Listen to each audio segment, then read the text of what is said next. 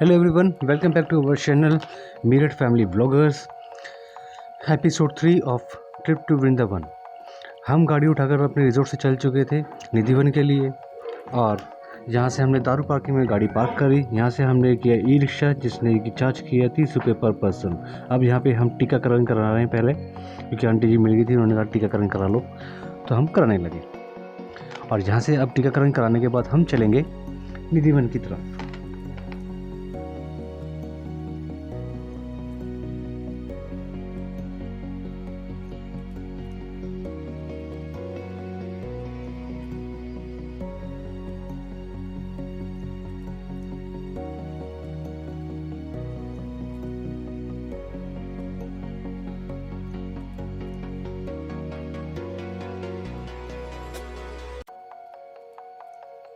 तो आइए अब आपको लेके चलते हैं निधिवन की तरफ। यहाँ से हम, ये निधिवन का गेट है, यहाँ से एंट्री करेंगे और एंट्री करते ही राइट साइड में है जूता घर। वहाँ पे अपने अपने जूते चप्पल वगैरह जो भी है वो रख देना, और वहाँ से नंगे पैर चलना निधिवन की तरफ।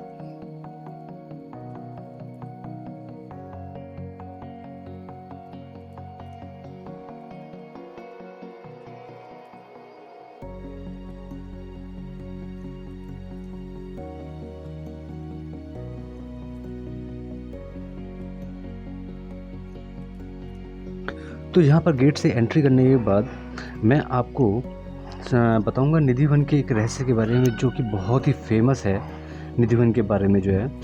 और मैं आपको एक चीज़ और भी बताऊंगा कि यहाँ पर इस निधिवन में एक व्यक्ति जो है आकर छुप गए थे, और उन्होंने कोशिश की थी निधिवन में श्री कृष्ण जी की रासलीला देखने के लिए। और फिर उनके साथ क्या हुआ ये भी सुनिएगा। तो आइए बताता हूँ मैं आपको निधिवन का वो सीक्रेट। तो निधिवन मथुरा शहर में भगवान श्री कृष्ण की नगरी वृंदावन में स्थित एक विशाल वन है, जिसमें असंख्य पेड़ है। धार्मिक ग्रंथों के अनुसार इसकी महत्ता बहुत पहले से है, जो भगवान श्री कृष्ण के समय से जुड़ी हुई है। यहाँ के रहने वाले ब्रजवासियों के अनुसार भगवान कृष्ण आज भी यहाँ रासलीला रचाते हैं। आपने भगवान श्री कृष्ण की गोपियों के साथ रास रचाने की कथाएं कई बार सुनी होंगी। तो यह वही स्थल है जब नन्हे कान्हा अपने बचपन में वृंदावन गोकुल की गलियों में बांसुरी बजाया करते थे, और उसकी मधुर धुन सुनकर आसपास की गोपियां व माता राधा दौड़ी दौड़ी चली आती थी। इसी कारण यह स्थल आज भी कृष्ण भक्तों के बीच अत्यधिक लोकप्रिय है। आज आपके साथ निधिवन की यह सच्ची कहानी मैं शेयर करता हूँ। पेड़ बन जाते हैं गोपियाँ। यहाँ आप जो भी पेड़ देखेंगे वे अपने आप में विचित्र है। सभी पेड़ों की शाखाएं सीधी न होकर मुड़ी हुई हैं। आपने देखा होगा कि विश्व में सभी पेड़ों की शाखाएं जो है नीचे से ऊपर की ओर जाती है, लेकिन निधिवन में सभी पेड़ों की शाखाएं ऊपर से नीचे की ओर जाती है। ये चीज़ जो है अपने आप में ही एक विचित्र है। मान्यता है कि सूर्य अस्त के बाद पेड़ों की शाखाएं गोपियों में परिवर्तित हो जाती हैं, जिनके साथ भगवान श्री कृष्ण रासलीला रचाते हैं। सूर्योदय होने से पहले ही वे पुनः अपने रूप में आ जाती है। जोड़ों में है तुलसी के पौधे। यहाँ आपको असंख्य तुलसी के पौधे मिल जाएंगे, लेकिन जो बात आश्चर्यजनक है वह यह है कि कोई भी तुलसी का पौधा अकेला नहीं है, अर्थात हर तुलसी के साथ एक और तुलसी का पौधा है। यहाँ आपको कोई भी तुलसी का पौधा अकेला नहीं दिखाई देगा, क्योंकि सभी तुलसी के पौधे जोड़ों में हैं, जो श्री कृष्ण व राधा के प्रेम को रेखांकित करते हैं। तुलसी के पेड़ों को ऐसा संगम आपको केवल इसी वन में देखने को मिलेगा।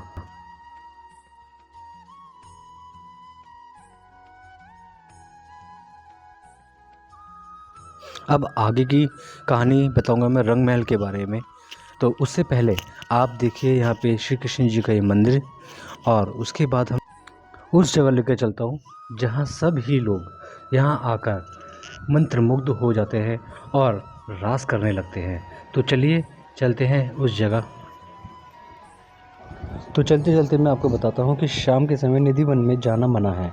यह भक्तों के लिए केवल दिन में ही खुला रहता है। सूर्योदय से पहले व सूर्य अस्त के बाद यहाँ किसी को भी जाना मना है। सूर्यास्त से पहले ही इस वन को खाली करवाकर बंद कर दिया जाता है। सूर्यास्त से पहले मंदिर के पुजारी भी यह जगह छोड़कर चले जाते हैं। आपको दिन में कई पक्षी व बंदर इस वन में दिख जाएंगे, किंतु शाम होने के साथ साथ वे भी इस वन को छोड़कर चले जाते हैं। जैसा कि मैंने आपको ऊपर बताया कि रात होते ही यहाँ स्वयं भगवान श्री कृष्ण अवतार लेते हैं और गोपियों के संग रासलीला रचाते हैं।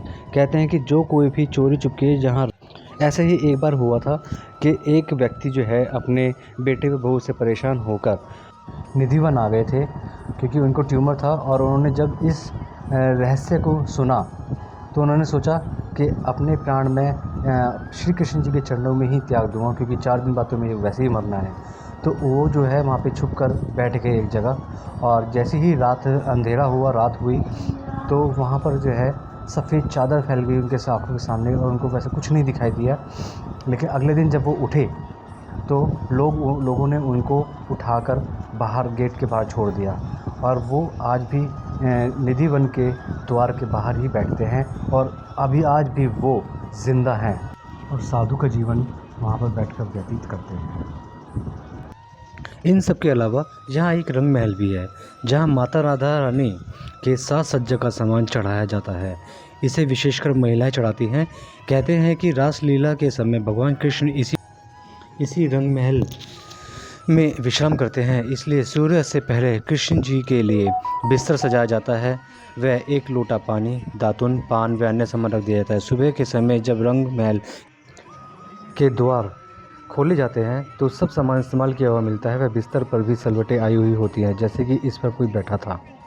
इसे देखने के लिए आप सूर्योदय होने से पहले ही निधिवन पहुंच जाएं और प्रतीक्षा कीजिए। 5 से 6 बजे के बीच निधिवन के द्वार खोले जाएंगे और पंडित जी रंग महल के 7 ताले आपके सामने खोलेंगे और श्री कृष्ण के द्वारा इस्तेमाल किया गया सामान आप सभी को दिखाएंगे। तो ये थी निधिवन की कहानी और उनका रहस्य। अब आपको लेकर चलते हैं हम श्री कृष्ण जी के प्रेम मंदिर की ओर। तो ये है श्री कृष्ण जी के याद में बनाया हुआ प्रेम मंदिर। बहुत ही सुंदर मंदिर बनाया गया है ये। अब मैं आपको इस मंदिर के बारे में कुछ नहीं बोलूँगा, आप सिर्फ इसको देखें और ख़ुद जानें कि कितना ही सुंदर और मनमोहक मंदिर ये बना है।